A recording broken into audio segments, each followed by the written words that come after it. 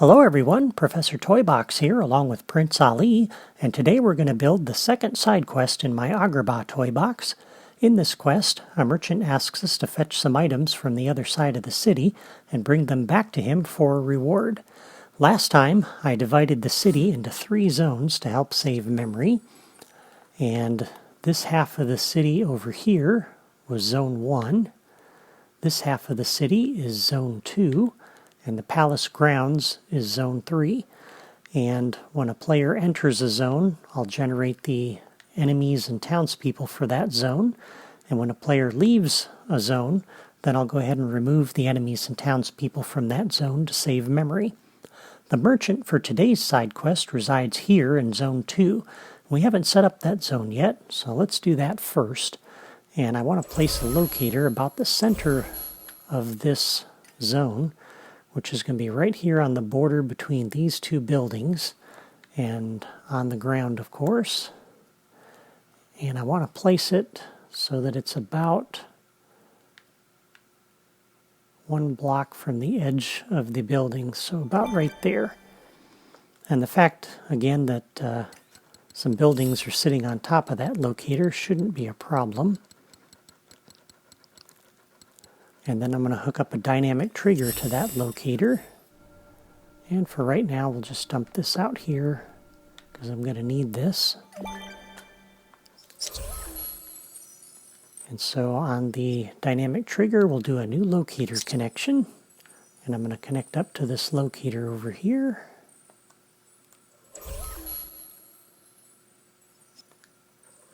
Like that. And then on the dynamic trigger properties, just like before, I'm going to set the target to be the locator. And the trigger distance I'm going to set to be 100.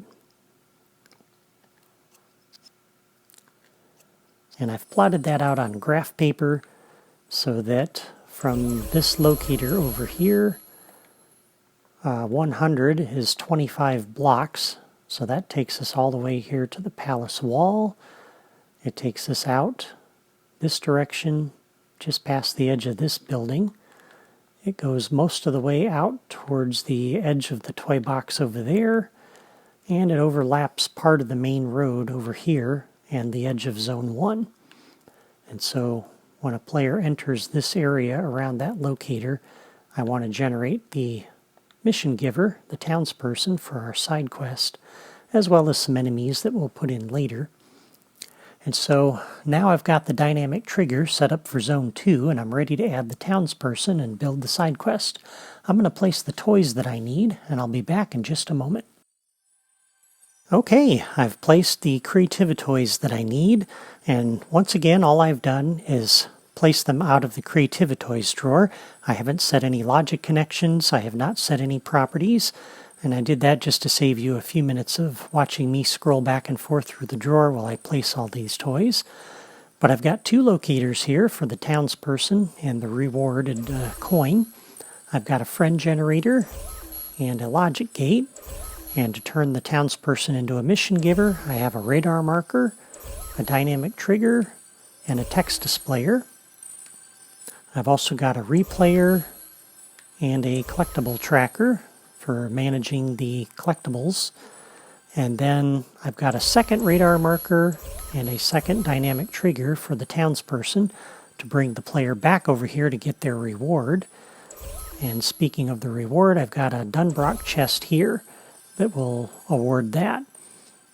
And so as we get started, we'll begin with the friend generator for our townsperson. And I'm going to come under the properties. And under the behavior, I'm going to set this to stand still so that our townsperson doesn't wander off. And then on the dynamic trigger for Zone 2, we're going to do a new logic connection when entered by player any. Come over to the logic gate and do an input. And on the logic gate, new logic connection on output, come over to the friend generator, and I'm going to come down to the Twilight of the Republic drawer. And I'm going to scroll down. I'm looking for the male feed citizen. He's the one I want to use for my shopkeeper here, for the merchant. And on the friend generator, we'll do a new logic connection. When generated, come over and close the logic gate. And so if we're playing with 2 players, that ensures we only have 1 townsperson that's generated. And on the dynamic trigger for zone 2, we'll do a new logic connection. When exited by player any, come over to the friend generator and scroll all the way to the bottom for the remove all option. And then on the friend generator, new logic connection, when the townsperson's removed, we'll reopen the logic gate. And I also need to connect the friend generator to that locator. Like that. So now we have our townsperson. And they'll appear when we enter zone 2 and disappear when we exit zone 2, which will save some memory. Now to turn him into a mission giver, we'll come to the radar marker. We'll do a new locator connection. We'll connect up to that locator. And then on the properties for this, I'm going to leave it set as a blue exclamation point. Blue is for side quests, and the exclamation point is a good symbol for a mission giver. The beacon location needs to be the locator, and I want this active by default when we load up the toy box. And so now that radar marker will always be visible, even if the townsperson doesn't happen to be here. And on the dynamic trigger, we'll do a new locator connection and connect up to that same locator. And then we'll set the properties for that. The target needs to be the locator. And the trigger distance, I'm going to set this a little tighter than last time. I'll set it to 4, so a 1 block radius around the townsperson. And then on the text displayer, we'll do text duration 4. Text style will be proposal. And all players can accept or reject the proposal. And so now on the dynamic trigger for the townsperson, we'll do a new logic connection when entered by player any. So when they approach the townsperson, we'll come to the text displayer, and I'm going to come down to the missions drawer, and he's going to say, I need your help. And then on the text displayer, a new logic connection when the text proposal is accepted. We'll turn off the dynamic trigger. And we'll also turn off the radar marker. And so now our townsperson is ready to go. Now we need the collectibles that the player is going to collect, and for that I'm going to use a replayer to put them down. And on the replayer properties, I'm going to set the playback interval to 0. And we'll come out of Spark mode and out of the editor. And now if I step on the replayer, and that actually generated the townsperson, cool. I'm going to hit B on my Wii U to record, step off, and then back into the editor. And that took the townsperson out, so that's working. And we'll go place 3 collectibles. And it doesn't really matter where you put these. I put the first one over here in the marketplace, where Aladdin met Jasmine. And the next one on the neighboring alley over here. And then the third one over on this street, back in this corner. And if you have the memory, you can put more of those collectibles in there if you like. 3, I think, is enough. We're only getting 1 coin after all. I'm going to press B to stop recording and A to clear. And again, be careful to only press A once or you'll corrupt that replayer.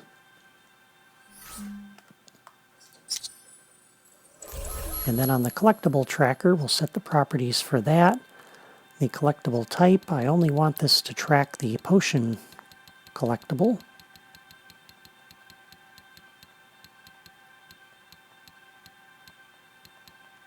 Of course, that's all the way at the bottom. There we go. And I want them to be on the radar. And this part of the mission's a little different than what I did in the playthrough video that you saw in episode 2. I wasn't using a collectible tracker then. I was using a radar marker and a locator near each of the potion bottles and putting the potion bottles directly into the toy box. And I was using a logic AND to track when I had collected all of those. And I decided to tweak that and change it to use the collectible tracker, so that'll save some memory. The thing I don't like is that the collectibles show up as yellow dots on the radar, which makes it look like they're part of the main quest, but I think that's a small price to pay for saving some memory, because that's the bigger problem here. So back to the mission giver. On the text displayer, we'll do a new logic connection. When the text proposal is accepted, I want to do a playback on the replayer, which will put the potion bottles out there. And then on the text displayer, a new logic connection when the text proposal is accepted. Come over to the collectible tracker, and actually there's nothing I need to do there, so that's okay. And that's everything that the text displayer needs to do. So then the player is going to go collect all of the collectibles, and on the collectible tracker we can do a new logic connection. When the final collectible is collected, we want to turn on this dynamic trigger, and we also want to turn on this radar marker. And these two toys will bring the player back over to the mission giver to collect their reward. And I need this to be off by default, this dynamic trigger. So I'm going to come over to the level starter, which we dropped in an earlier video. That's over here at the palace. And I'm going to do a new logic connection on that, on catalyze. And we'll come over to that dynamic trigger and turn it off. And I want that dynamic trigger to be off when the player enters the toy box, because this is the one that's going to wrap up this side quest. So I want the one over here to be active, but not this one. That's why we turned it off, and that's why we needed the collectible tracker to turn it back on. So on that dynamic trigger, we'll do a new locator connection. We'll connect up to the same locator, because that's the townsperson we need to return to. And on the properties for that, the target again needs to be the locator, and the trigger distance, we'll set this to be 4, just like the other one. And on that second radar marker, we'll do a new locator connection on that, connect up to that locator as well. And then on the properties for that, I'm going to set the beacon type to be a blue arrow, and this is why I need a second radar marker, and I'm not reusing the first one because I want the symbol to be different. It's not showing that there's a side quest here. It's showing that this is the next place the player needs to go in this quest, and actually that needs to be off by default. So blue arrow, locator, off. Okay, so the collectible tracker turns on both of those, and when the player gets over here and approaches the mission giver the second time, this dynamic trigger will go off and trigger the end of the side quest. And so this dynamic trigger needs to do several things when entered by player any. First thing I want it to do is come over to this radar marker and turn that off. And we can have this radar marker, when it's turned off, also turn around and deactivate that dynamic trigger so it doesn't go off multiple times.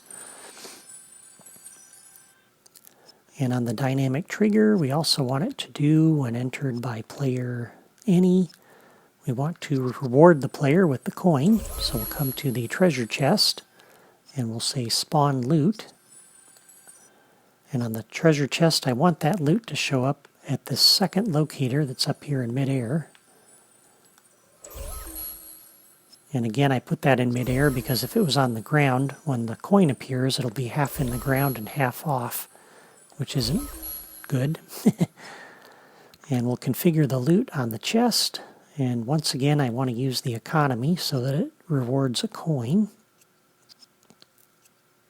And all of the properties for this are fine. Also, the dynamic trigger, new logic connection, when entered by player any, I want it to clear the replayer. And that will take the potion bottles back out.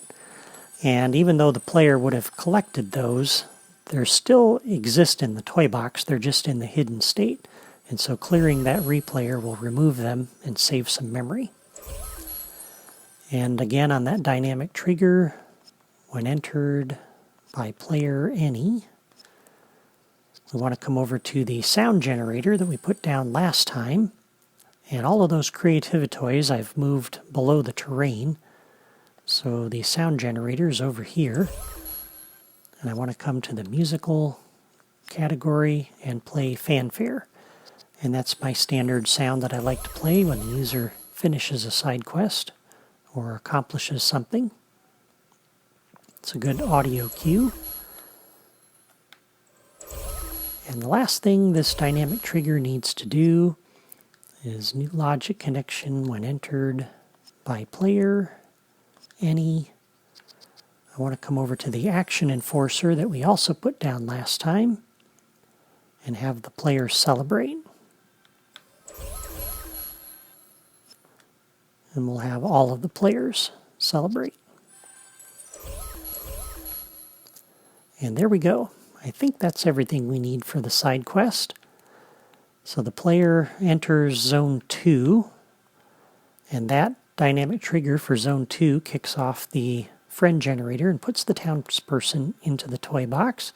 And we've already seen that works, so that's good. And then we've got the radar marker, dynamic trigger, and text displayer set up to make him a mission giver. When the player accepts, that puts the collectibles into the toy box, and the collectible tracker, when the last one is picked up, turns on the second dynamic trigger and radar marker to bring the player back over here. And when they approach the mission giver the second time, then we will reward them with the coin and play the sound effect and the action enforcer to wrap up the quest. So that's good. Everything is ready to go. And so what I'm going to do now is I'm going to come over here and save the toy box. And I'm coming back to the starting pad because this is outside of Zone 1 and 2. And I don't want any townspeople to be there when I save my game.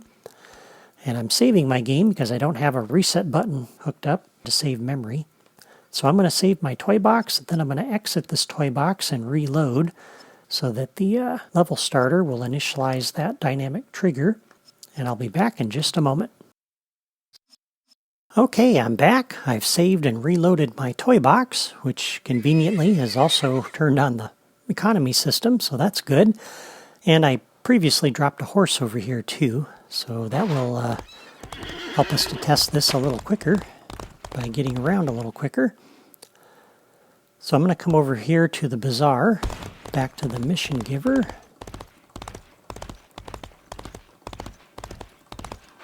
And so the generation for Zone 2 is working. And as we approach the mission giver, he says, I need your help. We'll say continue. And now there's 3 new yellow dots on the radar. So we'll go hop on the horse and go get those potion bottles.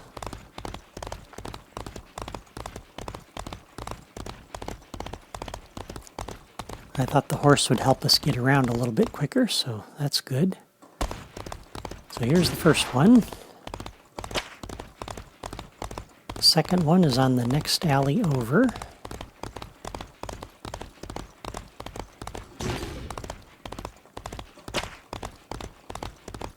And the third one is tucked back over here.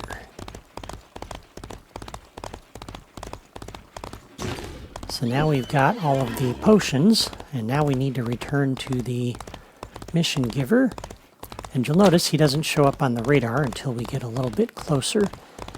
And if you wanted, you could hook up a camera to show them where they need to go next, but I think this is all right. So there's our mission giver. He's got the blue arrow on him, and when we approach, there's our side quest. So there we go. And we've got our coin. And one more thing we could do with him is we could hook him up to the text displayer over by the palace guard that we're bribing, like we did last time, and have him say something like, I'm in your debt, or thank you for your help, or something like that. I should probably do that, but at any rate, that's it for this merchant side quest. It's kind of a basic quest, but it gets the player to move around the city a bit. And of course, the player earns another coin when they complete it. We've also minimized the memory usage by removing the townsperson and collectibles when they're not needed. Next time, I'll show you how to build the last side quest, which is a simple delivery mission. And then after that, I've got one more video to show you how to hook up the enemy wave generators and add some final touches. And then we can move on to the second toy box in this adventure, the Palace Dungeon. Until next time, I want to thank you for watching and remind you that you can find floor plans and logic diagrams for this toy box on my blog in case you want to build it on your own console or PC. And don't forget to sign up on my blog or subscribe to my channel so you don't miss the next episode. For now, I'm signing off from Agrabah, and I'll see you next time.